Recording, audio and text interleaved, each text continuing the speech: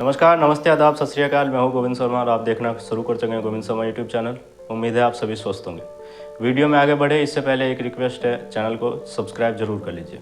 तो चलिए आगे बढ़ते हैं। बिहार की राजनीति का मंच हमेशा रंगमंच की तरह रहा है। कभी हंसी ठिठोली, कभी आक्रोश, तो कभी भाई भाई के बीच की गहरी खामोशी।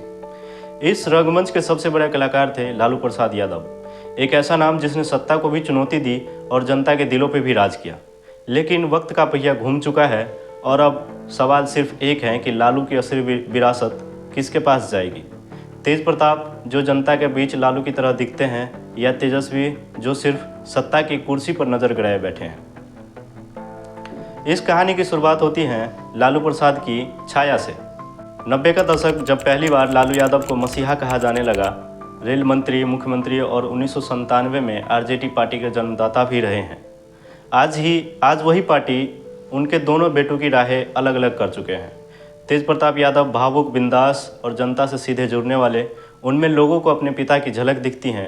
तेजस्वी यादव शांत, अनपढ़, लेकिन परिवार की वजह से राजनीति में आ गए। जनता उन्हें नेता से ज़्यादा कुर्सी के उत्तराधिकारी के रूप में देखती है। अब देख लेते हैं कि दोनों बेटों में नेतृत्व का फैसला कौन करता है। 2015 में जब लालू यादव जेल गए तो सवाल उठा कि पार्टी की बागडोर किसको मिलेगी। स्वाभाविक रूप से सबकी निगाहें बड़े बेटे तेज प्रताप पर थी। उन्होंने जनता से जुड़ने का तरीका भी अपनाया था। सादगी भी और बिंदास अंदाज ने लोगों को उनके करीब कर दिया था। लेकिन राजनीति का समीकरण बदल गए। राबड़ी देवी और लालू प्रसाद यादव ने बागडोर तेजस्वी यादव को थमा दी। तेजस्वी यादव उप मुख्यमंत्री बने, लेकिन असली लोकप्रियता अब भी तेज प्रताप यादव के पास थी।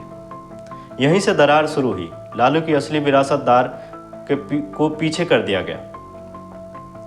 उनकी पहली बगावत 2017-18 में दिखाई दिया, जब 2017 में नीतीश कुमार ने महागठबंधन यानी एनडीए को तोड़ा।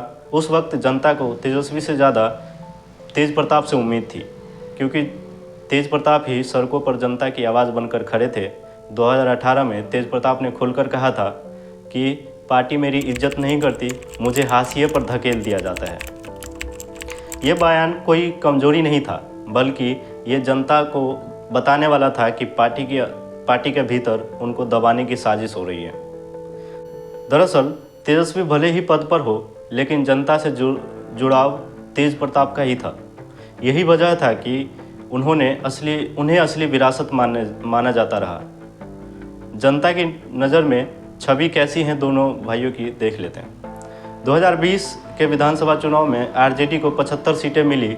क्रेडिट तेजस्वी को दिया गया, लेकिन असल सच्चाई यही थी कि जनता की भावनाओं और लालू की याद तेज प्रताप यादव के चेहरे से जुड़ी थी। ग्राउंड लेवल पर कार्यकर्ताओं का कहना था कि लालू की झलक अगर किसी में है तो वो है सिर्फ एक तेज प्रताप यादव। तेजस्वी गंभीर दिखने की कोशिश करते हैं, लेकिन जनता का रिश्ता सिर्फ भाषणों से नहीं बनता। जनता चाहती है कि नेता उनके बीच आए, उनके दुख दर्द को समझे, उनके दुख दर्द में खड़े हो, और यही गुण तेज प्रताप में दिखाई देता है, जो कि तेजस्वी में दिखाई नहीं देता। हाल ही की कुछ घटनाओं पर नज़र डालें तो तेजस्वी अपने विधानसभा क्षेत्र में बाढ़ से डूबे लोगों को भी कोई राहत सामग्री नहीं दिया। हाल के साल में 2022 में जब नीतीश कुमार ने आरजेडी के साथ हाथ मिलाया तो सरकार बनी। तेजस्वी उप मुख्यमंत्री बने, लेकिन लोग कहते हैं कि उनकी पहचान सिर्फ पद तक सीमित है। तेज प्रताप को भले ही पर्यावरण मंत्री बनाया गया, लेकिन उनका अंदाज हमेशा बताता रहा है कि वे किसी पद के मोहताज नहीं हैं। उनका जुड़ाव डायरेक्ट जनता से है। उन्होंने कहा था, मैं हनुमान हूँ, मुझे कमज़ोर मत समझो। ये कोई तंज नहीं था, बल्कि एक घोषणा थी कि पार्टी की असली ताकत उन्हीं के पास है। 2023 में उन्होंने अपनी ही सरकार के अफसरों की पोल खोल दी थी, क्योंकि वे जनता के लिए समर्पित हैं।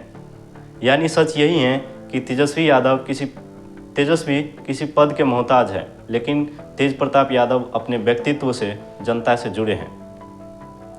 भावनात्मक गहराई की अगर बात करें तो परिवार की बहुत कसक रही है इस मामले में।